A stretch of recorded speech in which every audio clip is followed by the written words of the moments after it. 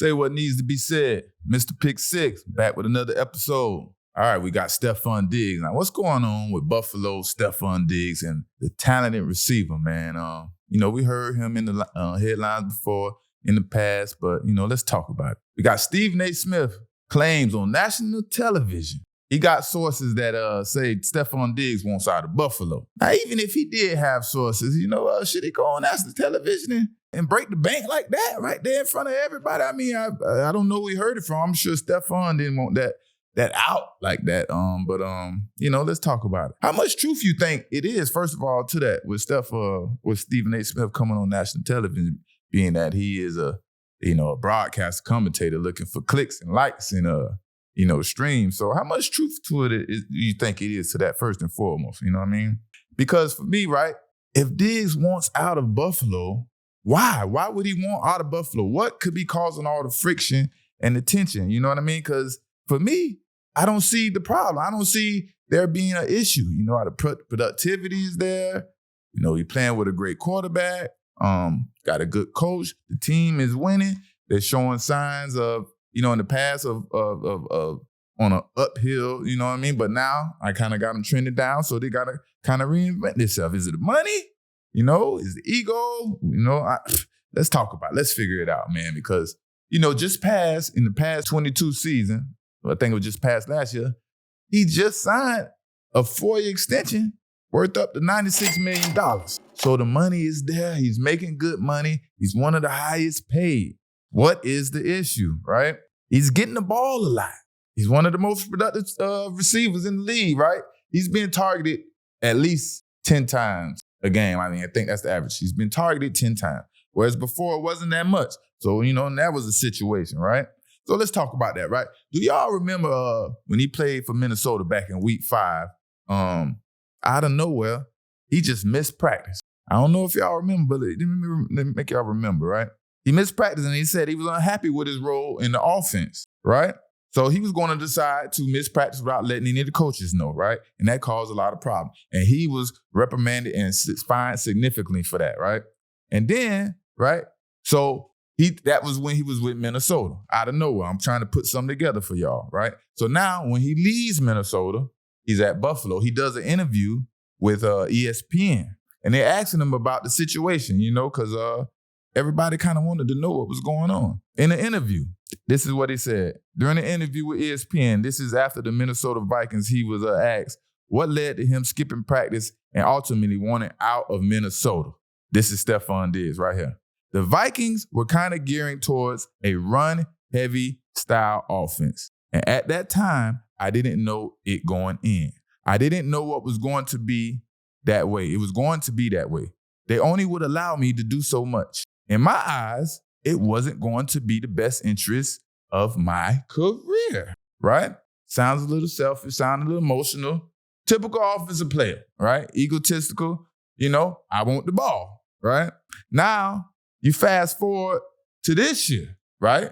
There's a common denominator in this situation, right? In the mini camp, when teams was reporting back from mini camp and stuff like that, out of nowhere, he skipped mini camp. He skipped mini camp, and that caused a lot of drama in Buffalo. And the head coach came out and said it was very concerning for the receiver to leave the team's facilities and miss mandatory mini camp. Now, the head coach, Sherman Durner, he came back and later retracted that and said, he kind of excused him, and he was excused to miss that mini camp, right? So in 2022, Stefon had over 1,400 yards receiving. 2021, he had over 1,200 yards receiving. In 2020, he had over 1,500 yards receiving. And like I said before, in Minnesota, he was only being targeted like 4 times, 4 or 5 times. It fluctuated a little bit, but on the average, it was like 4 times a game. So he complained that he wanted the ball. And then he come to Buffalo. He wanted the ball over 1,500 yards, over 1,200 yards. He's being targeted over 10 times, about 10 times a game. So what is the issue? I don't know, man. He's complaining about the way the offense is, taking place and the way the offense is going again. The same thing he was doing in Minnesota.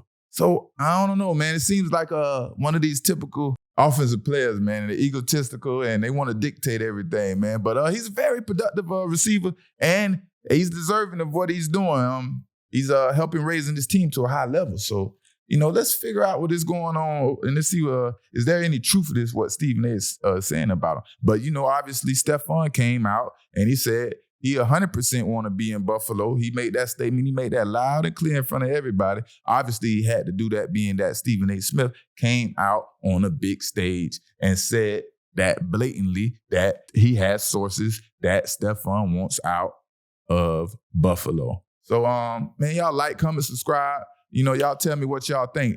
Is it Stefon that's, taking these things too far, being a little egotistical, being that he got everything he wants, he got the money, you got to get the ball, or, maybe the city, or does he have a valid point and a reason for wanting to be out of there, right?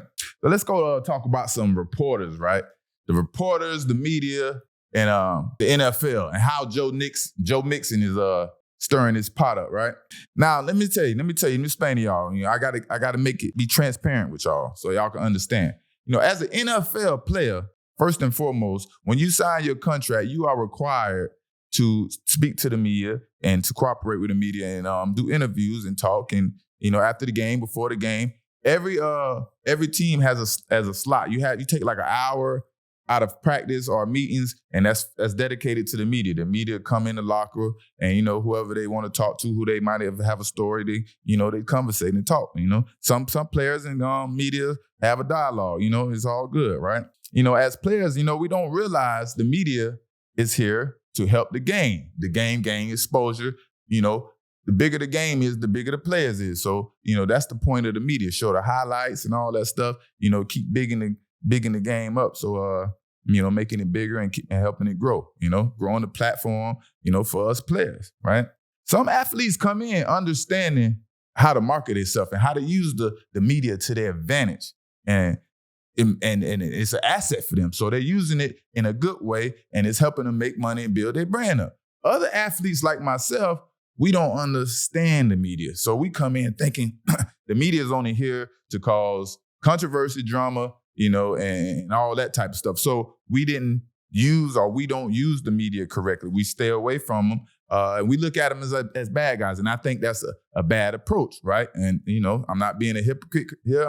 Like I said, we're being transparent. I want to tell y'all the differences, you know what I mean? If I could go back in time, I would try to use the media to my advantage, you know what I mean? Instead of, looking at them like the enemy, right? Like I said, their job is to critique, to criticize the players, the coaches, the organization, whether it's the owner, whoever is contributing and to the team and its success or is non-success. That's what the media is here, to be transparent. Everybody got to be transparent with the fans and, the people so they can learn, right? All right. Joe Mixon, he calls out 4 reporters and says he's not speaking to these guys because, I don't know, maybe he don't like what they're saying about him and what they're reporting about him, right? And these 4 guys you got Ben Baby with ESPN, Kelsey Conway with The Inquiry, James Raplin with SI, and James Morrison with PFN. These are the 4 writers, right? So he calls these people out and says, I'm not talking to them, right? And I used to be the same way, right? I see a reporter and they make a report about me, they go on ESPN or whatever, and it's something I disagree with. Now, sometimes they have some truth to things, right? And when they have truth to it, it is what it is. You got to embrace it, go confront it, talk about it, and make them go write something good. Because if it's true to it, it's true to it. It is what it is. You can't be mad because somebody's writing, they're doing their job about reporting about the play and and you're not playing up the standards or whatever, you know what I mean? And this could be part of the problem too, the situations you create. Because Joe Mixon, he had some troubles in the past before, right? Where he was cleared for being charged with misdemeanor aggravated menacing after he was accused of pulling a gun on a woman in traffic, right? Allegedly, right? He was accused, that was cleared up. But a most recent situation, he is subject to a civil lawsuit after a teenage neighbor was allegedly shot in the foot while standing in Joe Mixon's yard, right? He isn't the one accused of shooting. He was just, in Joe Mixon yard. That's what's dragging him into the lawsuit. So, if these guys are doing all these reports and you coming up in the media and they're doing these reports about the situation you in, yeah, it might make us mad at the players. But like we say, they're just doing their job. They're here to help bring awareness and attention to the game for us and for the fans. Like I say, everybody's here to be transparent, right? And that's the job, right? But playing professional sports can be mentally challenging. Every day you wake up, you hear people talking about you, got, negative things to say about you, more negative than good, and all you can really see is the negative. So it's mentally challenging. That's why the mental health aspect is so, they're bringing a lot of awareness because it's something we have to try to be stronger in and get help if needed, right? Because they're not going to stop coming at us. They don't know the mental awareness and the mental things we go through. They just feel like they're doing their job and, regardless of how we feel, you know what I mean? So, and when you're playing bad, like you say, it is what it is. You can't run from the media because when they're doing good, you got to step up in there and let your face and let everybody see you. So you got to just learn to embrace the journey, right? Learn to embrace the journey overall when you attempting to make it to the league or you in college or if you make it to the NFL. Embrace the journey, good, bad, or whatever. Go with the flow. Have fun. You're going to be bad days. It's going to be good days. Embrace both of them. Stand up like a man when it's going bad and stand up like a man when it's going good. Big yourself up, get your money, make your brand bigger, show these companies and these big companies you could be a good asset for them. You got there, you get a couple picks, man, go shower up, put on your clothes and stand in that locker. Hey, I'm here. Hey, Frosted Flakes, what's up? You know what I mean? Popeye's chicken, I'm here. You know what I mean? And, show them what you buy. So the moral of the story, right, is the media is here to make the game larger than life, right? They're here to create stories. They're here to make sure this game is always in our face. This is one of the most exciting games out. And, they're a part of helping the NFL owners pioneer the NFL, the media, all that, the sports centers, the writers, everywhere. That's a part of the media. So, just embrace it, man, and use it to your advantage. Then we got Jonathan Taylor and Jim Irsay, right? They was at a standoff recently. We all heard about it. Jonathan Taylor left the facilities, went to go rehab on his own, and owner Jim Irsay acting, I guess he's the owner GM or whatever, if these owners coming out and speaking their piece these days, but it's kind of funny, right? And he says he's not trading his running back. Now, he's kind of stepping back off that take a little bit. He says, yes, he's going to give him permission to seek a trade. Now, sometimes you got to understand, like you say, everybody has emotions. Everybody's, some of us, man, we feel alpha male. We all alpha male, right? And, sometimes, your emotions be caught up in the middle of things. And then you have the owner like, no, it's my way or the highway. And then you got Jonathan on the other side saying, I feel like I deserve this. So, I'm right for me holding out. I'm a rookie. I've been way more productive than what my contracts say I'm supposed to be. So, I deserve this. And, cooler heads going to prevail at all times. And then, now, they see eye to eye. I guess Jim Irsay, feels he's not worth what he wants. And he's let him seek a trade. So now he's seeking a trade. And they're saying the Dolphins are the front runners to, exploring this trade. But now we might run into this whole running back dilemma, this whole running back issue. What is the value? What are you seeking? Are you seeking $15 million a year, $18, $20 million a year, and we only want to give you 12, or you know what I mean? So we got to see because, Dalvin Cook was able to go out there and land a pretty decent deal. I think it's a 1-year deal at $8 million in his seventh, going into his seventh year. Going into your 7th year as a running back, that is considered pretty old and pretty long when you're playing the NFL as a running back. So for him to land that, and, I think that's pretty good. He's pretty healthy. He shows that he's holding his own, and he can still maintain and play at a high level in NFL. But now Jonathan Taylor, how does he even fit with the Dolphins? Do the Dolphins think that he can be the game changer to help them get to the Super Bowl? Because that's all the Dolphins are looking for. They're looking for people that are going to help them get to the Super Bowl. That's the Dolphins' goal.